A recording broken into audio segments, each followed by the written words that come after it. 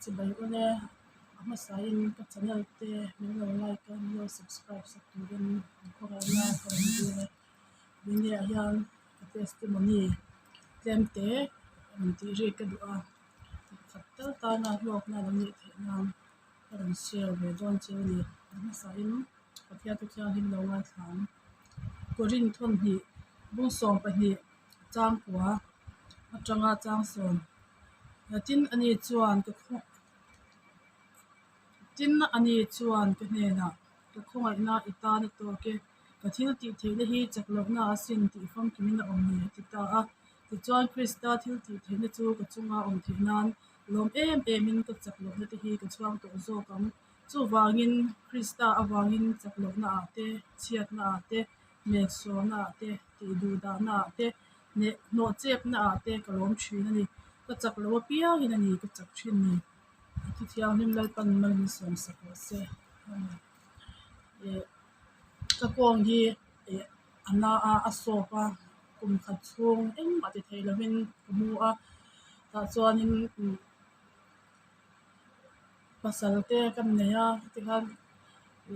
lai pan min ti dama mi cha sam te pan ti khan al pan ami ti kal chingin tam nei pe ma se tumi huwa chuanin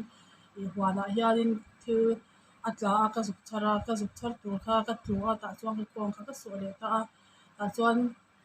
e ka thole nei theilawa kai ngain ko ni ta ta chuanin nalpa ni hangalpa he tinge he tianga ko ni ni ti khan ege mani khong ni te kha ke ma khan lo mani chu chuanin chu tia mani khong ya ko om lai chuan lai pan chan nei lawin em ma hi ka chunga hela thlen tir ka ring lawa chan an nei tur ni ti hi ke ru ru hian oma chuanin he thu hi lai pan ron pe ta a korin thon hi ni chen ka chiar ka khongai na ita na to ke ka thil ti theile chaklo na sin ti fan ki na om thin ni ti hian lai pan ron chang ta ani mo lal pa ka lo ne ke ma hi ka lo chak to na to ka he ka taksa hi alo chak to to ka lang ma hi lo ka jang the to lawa lal pa ha alo ka jang the non chuan tlum ta ka kan om ngai he ta en ma ti thei lawa kan om lo ngai ni chu eng ma di to lo lal pa na ma chu lo chu ti ti na nga kha lal pan lo da pha lo ni a chuan tlom takin ti khan eng ma ka vela be se tu ka nei to lo lal pa na ma lo chu ti lal pa ka be se a ma se lal pa hi ka ma be se tu te ti thon ngai lo wa chuan lal pan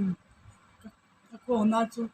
pusi wala ka tlangin min ti dam le ta a lal pa ni chu ki min lo se chuan lal pa ni na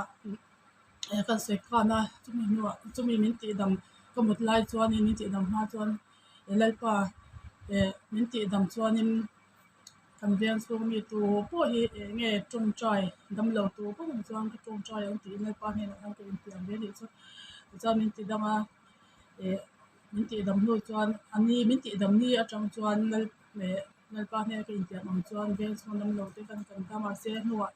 khanin ti khan lockdown te lo ni a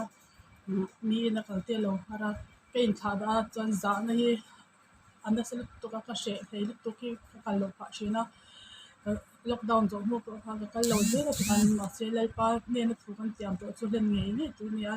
lai pa hi chuan na thei hi be ngai lo wa chuan min thunun le ta a lai pa khan ta chuanin min thununa ka ti lo ngam ka lo te chuan vel chuan dan lo ka hriat te hre chung chuin eng ma ti chuan ti the ni lo lai pa pang chuin dan ka lo ti thina thil thati atan krista iswa chuan siam omin ama ku chuak kan ni si a chu thil thati chu kan omni turin pathia na bwa se lo kan ni ti hil pan pe a mi thi na kan kal te hian nge thil thati kan lo ni a lal pa hi lo lom thi min lungai te min nge min lungai te nim te khatiang te kha mi na tuar nim te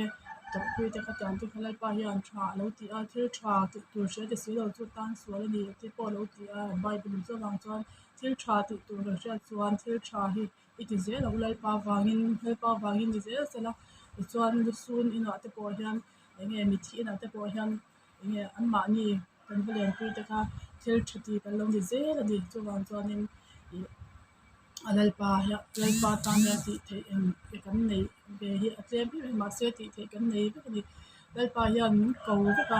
chu min ko na chu a then chuan kan la hrilova a then chuan kan haidera a then chuan kan kalbo san hri ani ko na kan dong vek ani chuwang chuanin min ko na zone thiwah hian